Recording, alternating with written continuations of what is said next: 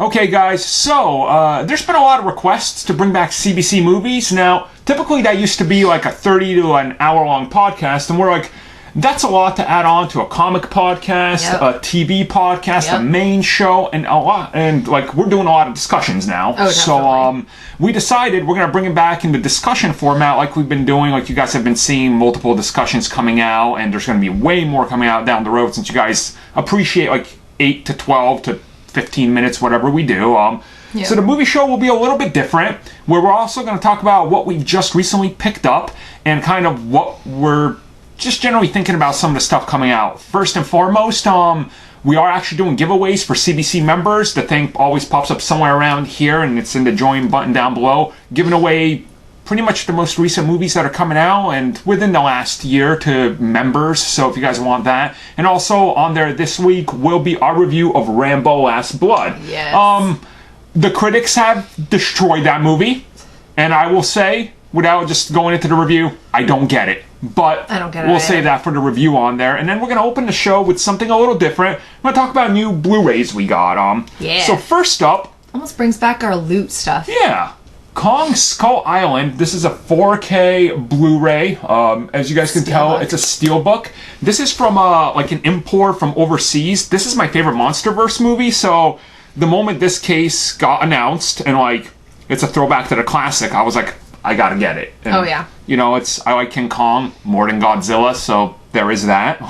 Yeah, I definitely loved the movie, and some of these Blu-rays and their steelbooks are so much more gorgeous than the original prints, so I'm really happy we were able to score that. And they always come as limited releases from Zavi, I think is their name. So if you guys are interested in some of these limited cases, you can check it out. They sell out real quick, so you have to be like on the, you know, like on the dot to get it. But that's that. You want to do this one? I'll do this one. I haven't watched this movie in a really long time. It's been like a decade. I'm really excited to do it again, and especially because it's in Blu-ray. So it's Stephen King's The Stand. So this is the miniseries, 6 hours. They're actually remaking this for the CBS streaming service, but this is in my opinion, this is my favorite Stephen King story. So I'm really excited, and heads up, if you get this, you can get it right now. It's probably going to go out of print soon. If you get it, Patrick Starr is in it. Just pay attention to one of the main characters as he talks, and you'll realize it's Patrick. It's really good. I don't know why I got this. Because it was cheap. And a really pretty steelbook. I think it was like $50, honestly. You thought it was 3 movies, and then when you got it, it was actually 6. Yeah, so I got the Tremors 6-movie collection Blu-ray. They made past the second one. I don't know.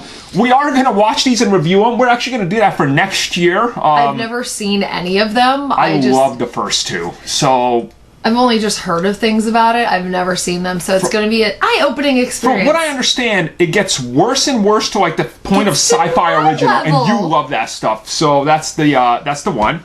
And then finally, we're really happy the fact that right before this comes out, almost coincidentally, the deal is struck back. And, you know, I was holding out. I was like, I don't want this, and I'm not getting it unless he's back in the MCU. And so then you guys will figure that out. We have the new Steelbook, Best Buy exclusive Steelbook. I love their pop art of Far From Home. It's a little clustered on there. It is. It sticks out at least. I guess that's a... Yeah, it really does. I don't know why Ned looks like a 50-year-old lady.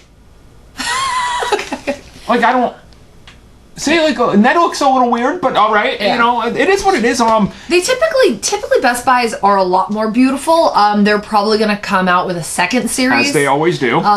They come out with typically a few of them. So there's a few movies that we have that are doubles. We own, I think, like 6 copies of X-Men First Class. Yeah. Yeah. We do that a lot. So with this one, we will be giving away the digital code to members for this. So thank you, members, for supporting us. And if you're in there, if you're active in the comments, you'll be entered and you have more chances to win. So now let's get into the proper show at hand, I guess. And we'll do this frequently because we buy copies of movies and TV shows. We buy lots of movies. Yeah, we like movies, especially the limited ones. It's like we got to get the ones we really like. So now going off of that, let's talk about The Kingsman. Oh my gosh, I watched that trailer and I was already excited for that movie prior because of the fact that I love the other two Kingsmen. You have to combine the words. So I absolutely love Kingsman, and when you sat there and told me that they have a prequel coming, I was excited and hyped even before seeing anything. Same. The teaser trailer really reeled me in, and then the full official trailer, I was like, okay, can you win me over anymore? Right. To me, I was excited, but with the whole Disney buyout of Fox, I know Bob Iger came out there and was like, "We're gonna support Kingsman." I'm reluctant to believe that just because of the nature and Matthew Vaughn's unique take. And Matthew Vaughn even did an interview once this trailer dropped saying he was looking at the likes of Lawrence of Arabia and trying to make something like that. It wasn't originally a Kingsman movie, but they were like, let's tell the origin of the Kingsman. And if you watch that trailer, it looks really good. Like it's a unique take on the World War and Rasputin as the villain and everything. So I'm really excited by this. Like it got me super pumped. Like it's probably one of my most anticipated movies next year, way ahead of Black Widow. Yeah. The one thing is like really interesting because with Rasputin, I'm just gonna say my own personal experience. Every time I see Rasputin in any movie, he's supernatural. And with Kingsman not actually being a supernatural, it's a science fictional like slight leap than what we have as a current. I would say the second movie took just jump at the shark literally. Like that second movie was like, but the first one was sort of grounded to a degree. You know, there was the blade legs and whatever. But remember the cell phones are what took over the world and blew everybody's head up, which actually could happen. They kind of go into a weird scenario, but the prequel looks genuinely good, and I love the two great wars and anything set during that time period. So speaking of that, if you want more info on that, YouTube search The Great War. It's a whole channel. They literally break down the most minor to the biggest battles and history of small conflicts and everything. And a lot of information that you weren't taught as a kid in school because they filter out a lot of different things. Give them a watch. They're a really good channel. I watch it a couple times a week whenever they release a video. Super in-depth. It'll get you ready for this movie as well. Highly recommend that channel. The movie looks great. I can't wait to see it. That's really my take on this. Really excited. So then we got G.I. Joe is moving forward with the prequel Snake Eyes. Yes. By the sounds of it, they've added a younger actress to play the Baroness. So she's going to be in the Snake Eyes movie. Which, that could actually kind of make sense depending on, is this going to be like how Bumblebee was, a prequel soft reboot? Especially because if you watch the original two G.I. Joe movies, she was the sister of Cobra Commander, and they were in their 20s when that movie happened. No, wait. I thought she was dating Cobra Commander. No. Well, who the hell is she dating? G.I. Joe man, Channing Tatum. Oh, she was dating Channing Tatum. Oh, I forgot he was in that. Well, I'm thinking of the second movie over and over because that one's stuck in my head because that one's really good because it has Ray Stevens as Firefly. And also it has The Rock in it. And like Cobra Commander looks perfect in that one. Yes, okay, I remember that now. Okay. See, I had to jog his memory. The first one. I watch these movies at least like once a year. She does. They're my guilty pleasure. I love those movies. But it's going to be interesting because I think they are doing a soft reboot. And it doesn't matter. You can still have Ray Park in there as Snake Eyes if he's in the suit because he's in a suit. Well, the thing is, he's a ninja. And there was, but I think he did pass the torch. I've been trying to ignore largely what this movie's happening until I see the first trailer, just because, like, you also love Snake Eyes, and you don't want to like read something that you don't want to read. Exactly. I kind of want to go into this movie a little bit spoiler-free, so I've been kind of ignoring it like I did Bumblebee to a large degree, which surprised me and was a good take on this. I think Ray Park is not coming back at all because they cast an Asian actor, the guy from Crazy Rich Asians. Yes, he was in that. Yes. I remember reading that, and I'm excited to see because he's really tall. And again, if it's a ninja. It doesn't matter. From Asia, I'm like, you know what? It makes sense, and I can understand. He's probably going to have his mask off for a lot of the movie because it is an origin story. Yeah, so he wouldn't have took his vow of silence or anything like that at that point yet. That's my assumption because I'm feeling it's a clean-cut reboot. They're not doing because they can't just retell the flashback that the first movie did, because that's redundant. Yeah. Like, it doesn't make sense. The first movie, did it perfectly, and why they have such a conflict. So it has to be a unannounced reboot, which then that gets me more hyped, because we need more ninjas and martial arts. Yes, we do. I've said this multiple times, especially if you guys go way back into anything we saw and talked about when it came to Iron Fist. Being a martial artist myself, I absolutely love seeing all of that kind of stuff. I feel like this combo of this and Shang-Chi is going to bring it back to life. Yes. I'm excited. So, yeah, we'll talk more about G.I. Joe soon, but I think we're both excited. I'm going to try to ignore some of the details and spoilery stuff, but official press releases we'll talk about on here. And then finally, we're going to talk about Mortal Kombat. The reboot is on the way. It's shooting in Australia. It's being produced by James Wan, which you gotta trust the man. He's delivered gold on pretty much everything he touches, so that's good. I'm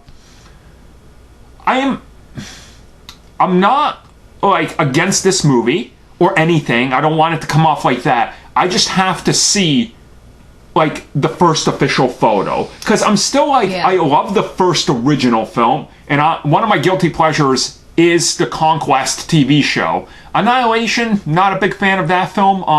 But Mortal Kombat has kind of gone through a rebirth ever since Warner Brothers bought them and kind of fixed the games and made a continuity that makes sense. So I'm hopeful that with this, they're going to remain hands-off, and it is going to be an R-rated movie, which they've said. It's going to be violent and gruesome. Again, everything Mortal Kombat, they're saying, I'm like, you got this. I just have to see the first official photos and footage. And especially the costumes. Yes.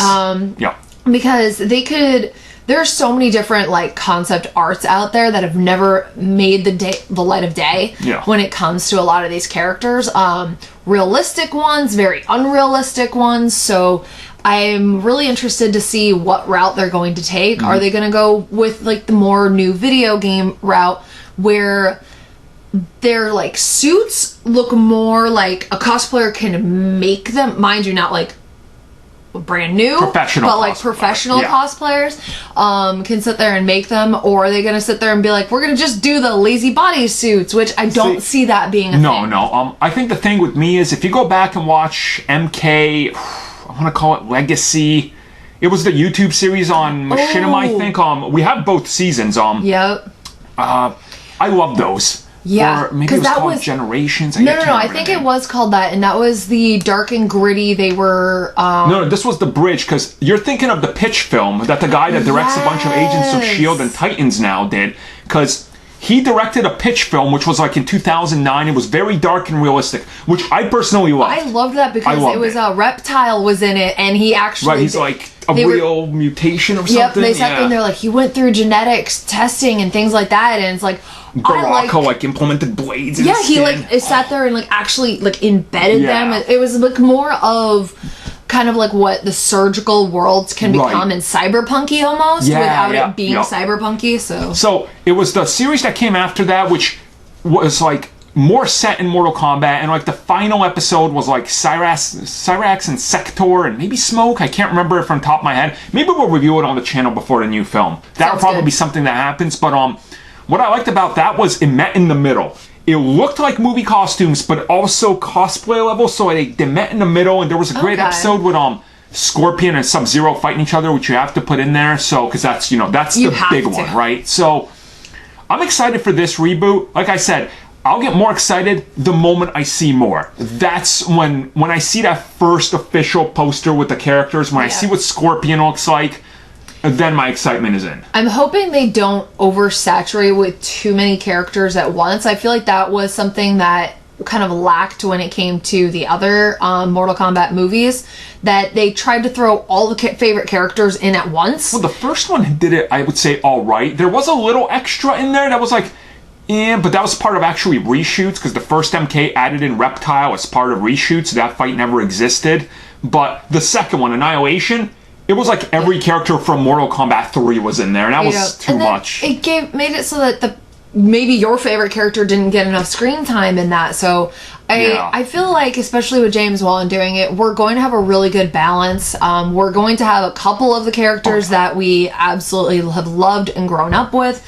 And maybe you've even sat there and costumed it for a Halloween at one point. So I feel like we're going to have a beautifully stunning look to it. And the fact they got actual martial artists, people in Hollywood that can do this. So when you see Sub-Zero fighting Liu Kang in there, it's going to look legit, and then they're going to add those special effects. So my excitement for this movie is super high. Like, it's one of my most anticipated films of the next couple years, just because Mortal Kombat to me has been something that, from the moment I landed in the US, one of the first games I saw was MK, playing it at the local, like, laundromat. I think that was like a couple doors down. That was also one of my first arcade games that I ever played, and I always was playing either as Katana or Blade, or Jade. Not Blade. Jade. Blade. Oh, I like Blade. I should put Blade in this as a guest character. Warner Brothers, work that out. Add a Marvel character in it. He would actually fit in, though. He really would. Like with the swords and the bump the tech now. Oh, I guess that was the first episode of this TV show, podcast or movies. Yeah, movies. Movies Mitch podcast. does the TV one. Damn it, Mitch. Anyway, so there you go. Hopefully you guys enjoyed it. If you did, we'll come back and probably not next week, the week after, because as release season amps up, and we'll actually start recommending some films you should watch for each season. And one particular one that has some interesting trick-or-treating. Yeah. I swear to God, if you don't get that reference, you have failed. You failed Halloween season. Yeah, you have to watch that. And then the next holiday, you better watch out. You better not cry. You better actually believe in Santa, or Krampus is going to get you. Oh, I was going to say, always keep your promises if you want to keep your friends. Okay. That's also another tradition of ours. So look forward to those reviews. We'll talk about that stuff coming up. Yep.